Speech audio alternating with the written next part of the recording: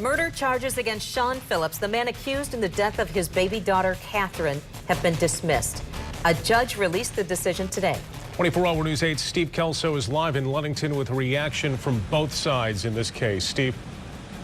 Hey, good evening. Sean Phillips, attorney, of course, saying this is the right decision. The prosecutor promising an appeal and eventual justice for baby Kate. The ruling comes months after a preliminary exam that had Sean Phillips facing life in prison. District Court Judge Peter Waddell says there is no evidence that Phillips intended to kill baby Kate. In fact, he says there's no evidence that she's dead, despite a letter from Phillips to baby Kate's mother, Ariel Cortland, in which Phillips admitted he saw baby Kate die and put her in a, quote, peaceful place, end quote. Phillips' attorney told me today he has spoken with his client. So what was his reaction? Sort of mixed. I think he understands that, I think he was very happy that it was dismissed, but he understands that it's not over, so that there's a continuing legal process.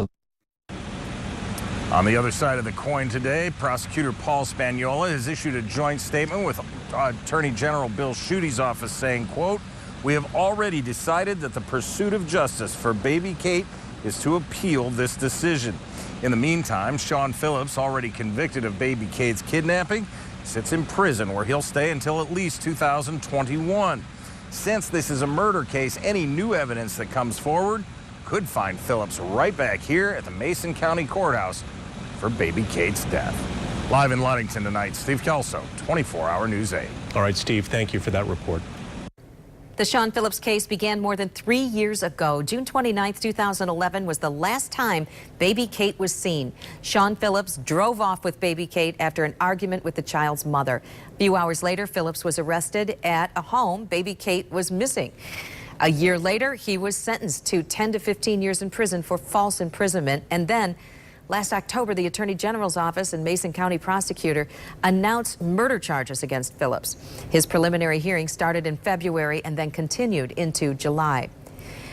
Now we're caught up to today. The judge dismissed the murder charges against baby Kate's father. Michigan Attorney General Bill Schuette and County Prosecutor Paul Spagnola says that they'll appeal the decision. They've covered this case since day one. We'll continue to keep you updated.